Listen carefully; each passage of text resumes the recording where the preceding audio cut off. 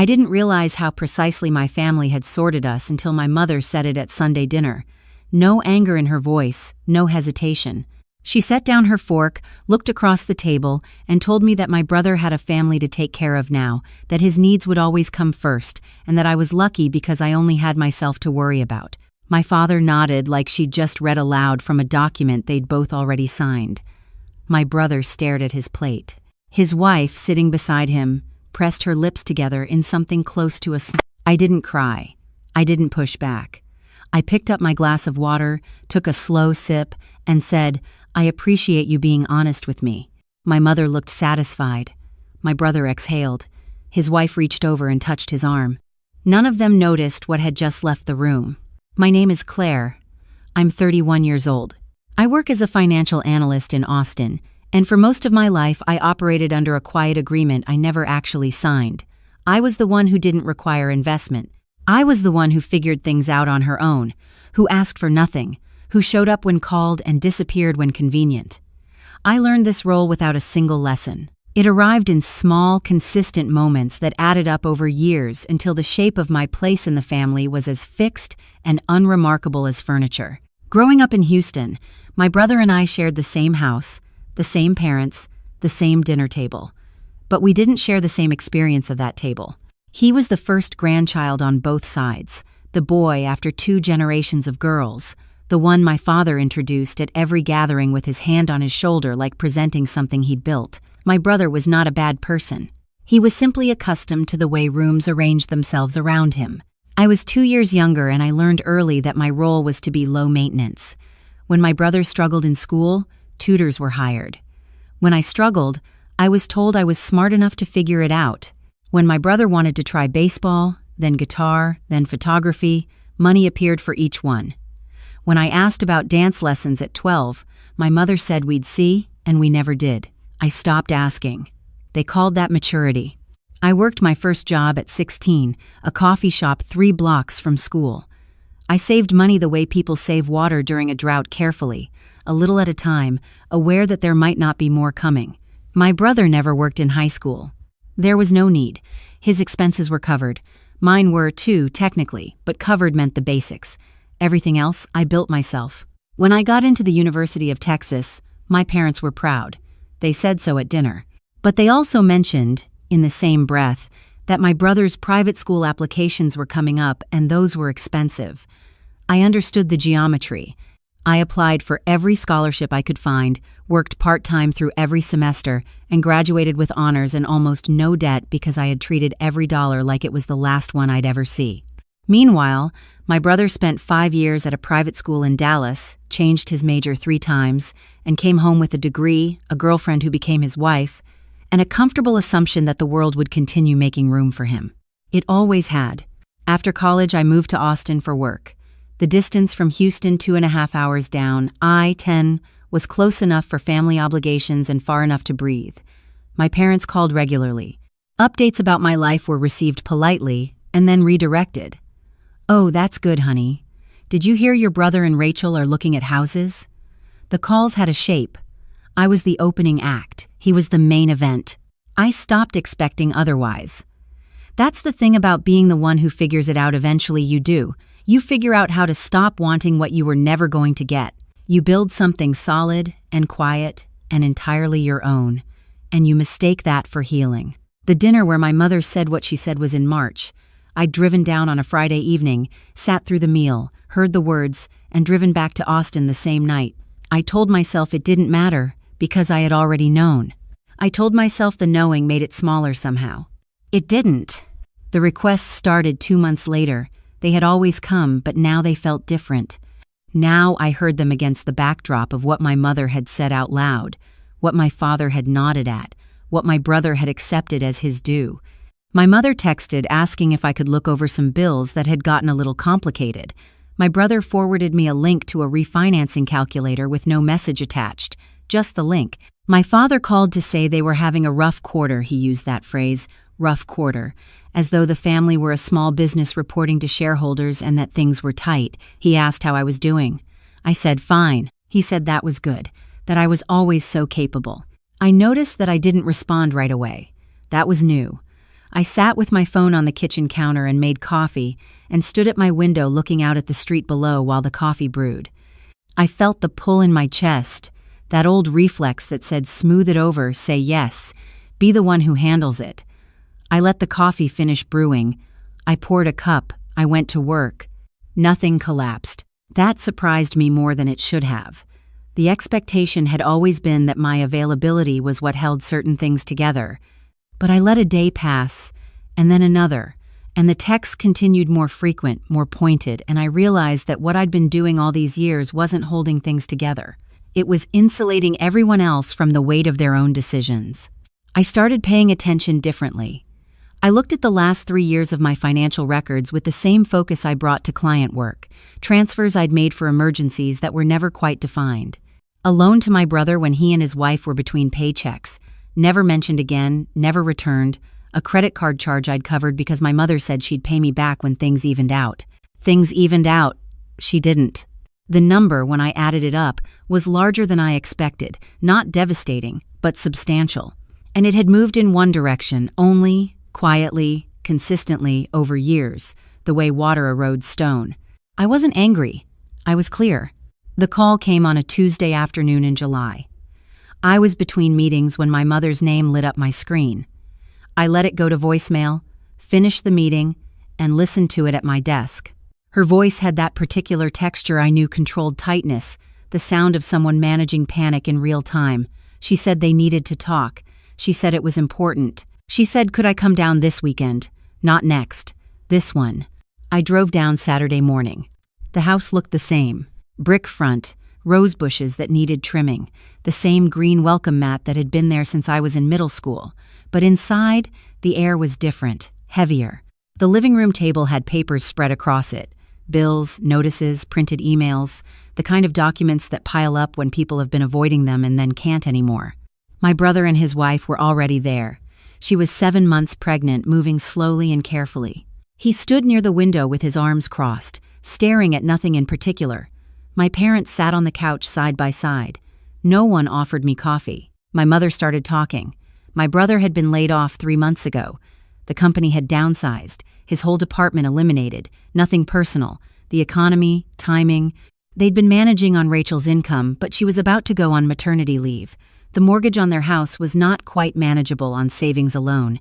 My parents had already helped as much as they could. She used those exact words, as much as they could, which I noted, and now things had reached a point where they needed to figure out a plan as a family. She paused on the word family with a particular emphasis, like she was reminding me which team I was on.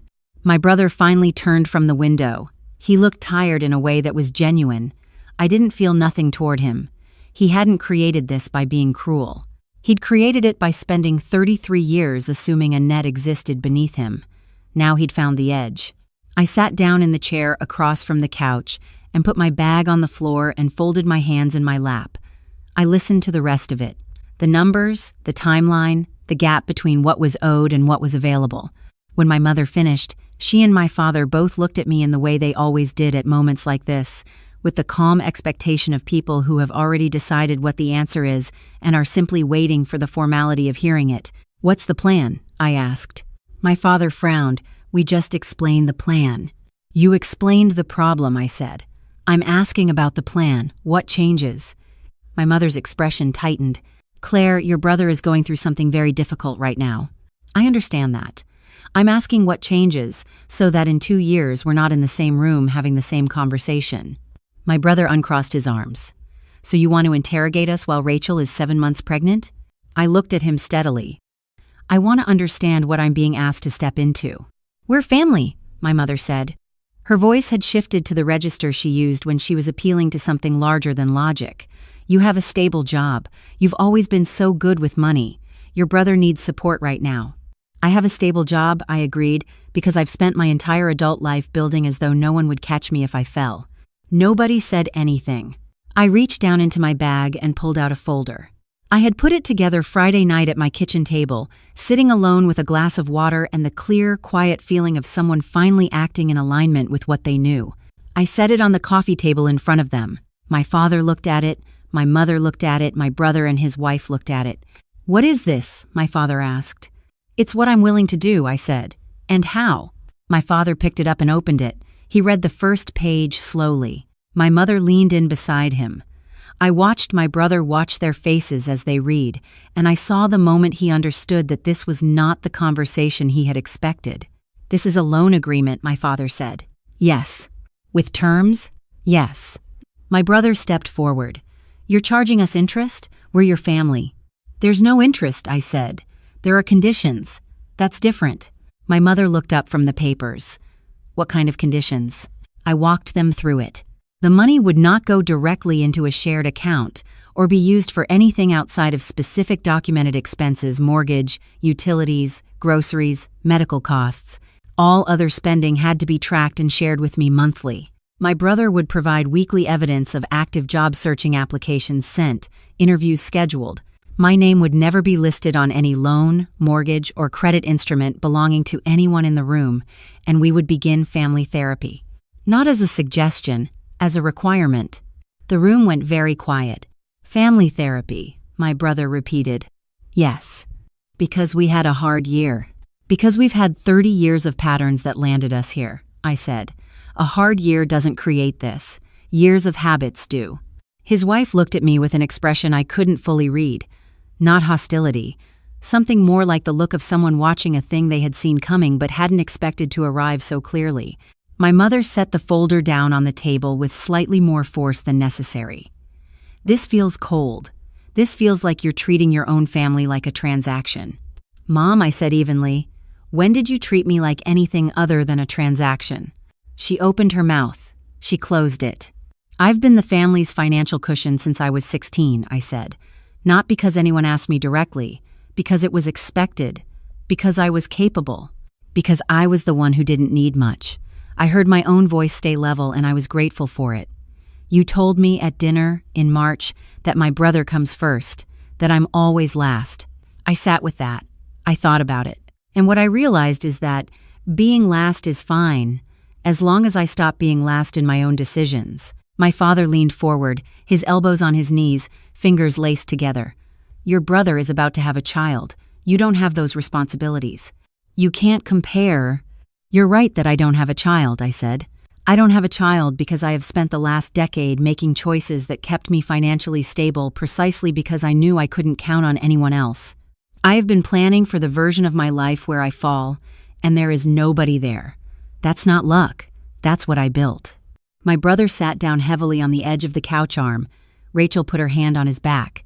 "You always said she was the strong one," she said quietly. It wasn't cruel. It sounded almost like she was connecting something she'd observed for a long time. My mother turned to look at her. My father looked at the folder. "I'm not punishing anyone," I said.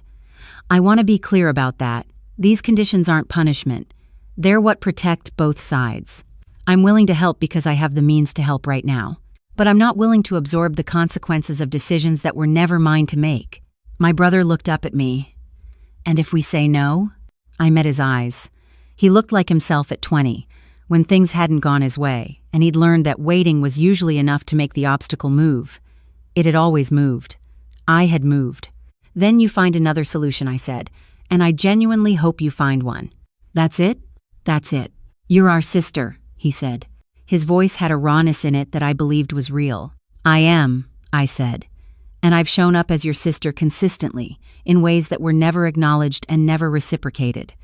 I'm still here. I drove down this morning. I put this together because I want to help. I just need it to mean something different than it always has." My mother pressed her fingers over her eyes. "I didn't know you felt this way." I looked at her for a long moment. "You said I was last out loud. At dinner." Without hesitation. "I think part of you knew." She didn't answer. I let the silence sit. For the first time I could remember, I didn't reach for something to fill it with. I didn't soften the edges or offer a bridge. I sat still and let the truth take up the space it needed. My father picked up the folder again. He turned pages slowly without reading them, just turning them. I watched his jaw set and release, the way it did when he was working through something he didn't want to accept but could see had structure he couldn't argue with. "You really drew up an agreement," he said finally. Not accusatory, almost like he was noting something about me he hadn't noticed before. "I work with numbers every day," I said. "I know what a gap looks like. I know what happens when someone steps into a gap without documentation. I've done it before, in this family, and it cost me money, and nothing changed. My brother looked at me sharply. What do you mean it cost you? 3 years ago, I said. When you and Rachel were moving, and you needed $2,000 for the deposit and the first month because the timing didn't work out, you said you'd pay me back in 60 days. He was quiet. I never brought it up, I said. Because that's what I did. I stayed quiet, I absorbed it, I moved on. And I told myself it didn't matter because we're family. I paused. But it mattered. And the pattern mattered. And I'm done with the pattern. Rachel looked at my brother. He rubbed his hand across his face. We can pay that back, he said. It's in the folder, I said, included in the terms. He almost laughed. It wasn't quite a laugh.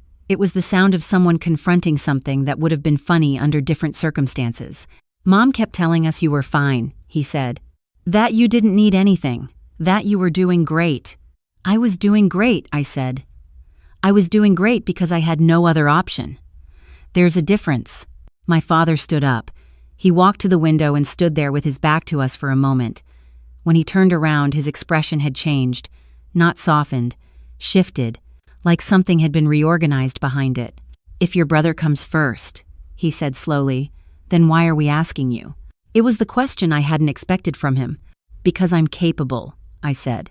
And because capability has always been the family's reason to ask me. You told me I was last, and then you called me first when something needed fixing. I looked at him steadily. I want you to think about what that says. He looked at the folder in his hands. Why isn't he the one to ask for help, he said. Not to me. To himself, maybe. To the room. That's a good question, I said. My brother made a sound. Dad, come on. She's right, my father said. He didn't say it loudly. He said it the way people say things they've been avoiding. Flat, definite, without ornament. She's right that we've asked her to carry things we didn't ask you to carry. That's not fair. The room rearranged itself around those words. My mother looked at my father. My brother looked at his hands. His wife looked at nothing in particular, still and careful the way she'd been since I arrived. Nobody spoke for almost a full minute. I need time to read this properly, my father said, holding up the folder. Of course, I said. And I need to talk to your mother. I'll give you the evening, I said. I'm going to get dinner and come back tomorrow morning. My mother looked up. You're not staying? I'll be back tomorrow, I said. I stood, picked up my bag, and walked to the door. My brother called my name. I turned. I didn't know it was like that for you, he said, growing up. I looked at him for a moment.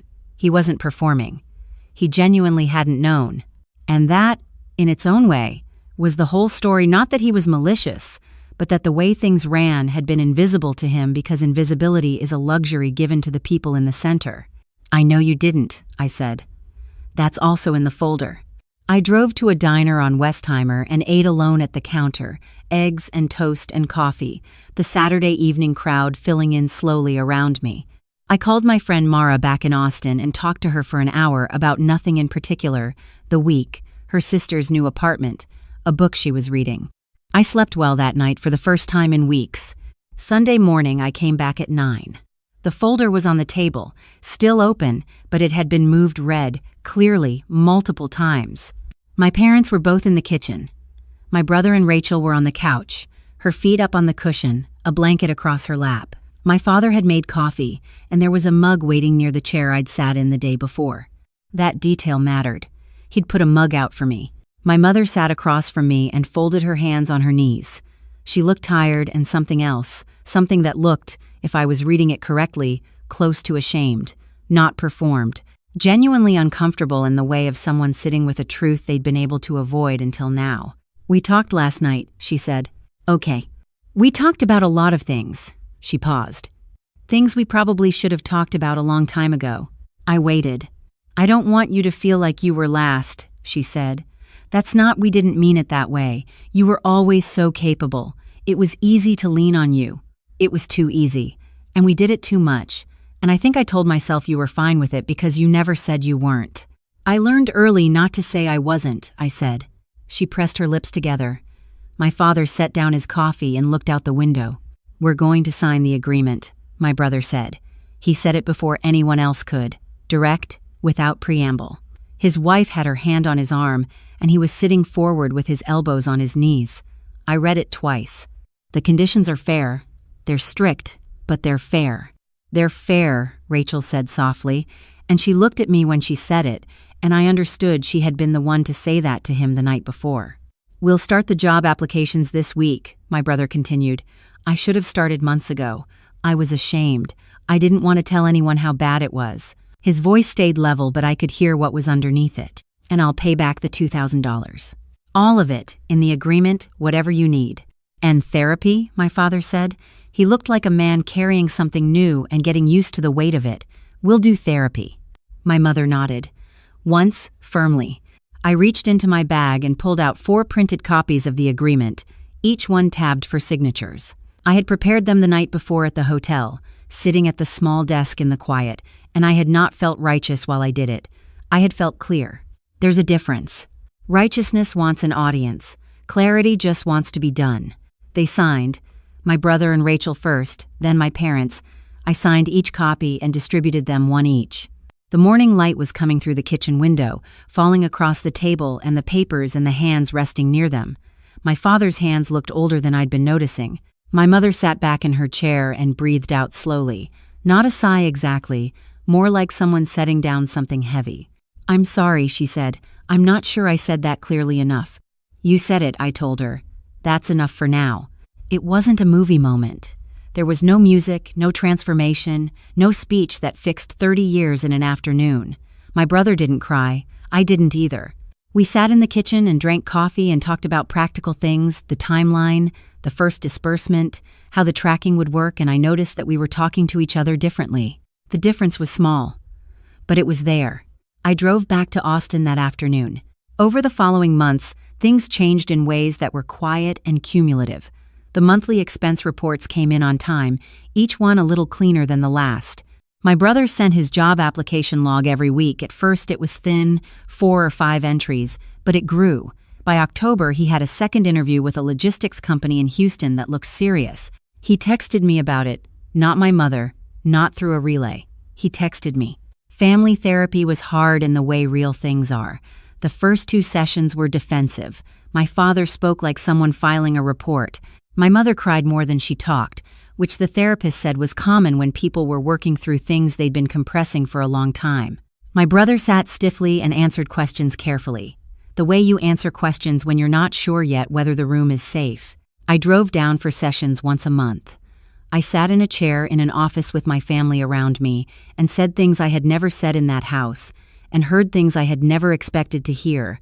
My father admitted that he had measured my capability as a reason to invest less in me, and that he had been wrong. My mother said she hadn't wanted to see how much I was carrying because seeing it would have required her to do something about it. My brother said he'd spent his whole life assuming the soft landing was just there, and that he'd never asked himself what held it up. That was the moment that shifted something. Not for them. For me. Because I understood, sitting in that chair in November, that none of them had been trying to diminish me. They had been moving along the grooves of a system that had been built slowly and quietly over years, a system that said she's fine, she handles things, she doesn't need much. A system I had participated in, not because I wanted to, but because every time I'd stepped into a gap smoothly and without complaint, I had confirmed for everyone that the gap was mine to fill. I had not been a victim of cruelty. I had been a casualty of convenience. The distinction felt important. My brother was hired in December, full-time, better salary than before, 20 minutes from their house. He texted me the day he signed the offer letter. I texted back congratulations and meant it. The loan repayments started in January, on schedule, every month, no reminders needed. When I drove down for Christmas, the house felt different in a way I didn't fully have words for. Not healed exactly, more honest. The way a room feels after you finally move the furniture you should have moved years ago, different, a little strange, but more true to the actual shape of the space. My mother hugged me at the door and said she was glad I came. My father stood behind her and said, "You look well, Claire." He said it like he was seeing me. Not seeing through me, seeing me. My brother handed me a card at dinner. Inside it said, "I should have thanked you a long time ago for things I didn't even notice." I'm starting to notice. It wasn't much. It was something. Back in Austin, the first week of January, I sat in my apartment in the early morning with coffee and the particular quiet of a city not quite awake yet. I thought about the person I'd been for most of my life, competent, contained, careful, always a little braced for the moment someone might ask for the thing I'd never have the nerve to refuse. I wasn't braced anymore. Not because everything was fixed. Not because 30 years of patterns had dissolved in 8 months of paperwork and therapy sessions, but because I had finally stopped auditioning for a version of the family that had never actually existed. I had stopped waiting for the moment they would choose me without being asked. I had chosen myself instead. And here's what I know now that I didn't know then. Being the capable one isn't a character flaw. The flaw is mistaking capability for consent. Strong doesn't mean available. Independent doesn't mean it's okay to need nothing. And the people who love you, if they really love you, will be willing to sit in an uncomfortable room and tell the truth, even when the truth includes the ways they got it wrong. If this story sounds like something you've lived, I want you to know that it doesn't have to keep being that way. The folder, the conditions, the long drive home, none of that requires permission from anyone. The only permission you need is the one you give yourself. Leave a comment and tell me where you're listening from. Tell me if you've ever been the strong one in your family, the one who handles it. I want to know. And if these kinds of stories help you feel a little less alone in what you've carried, hit subscribe and come back for the next one. I'll be here,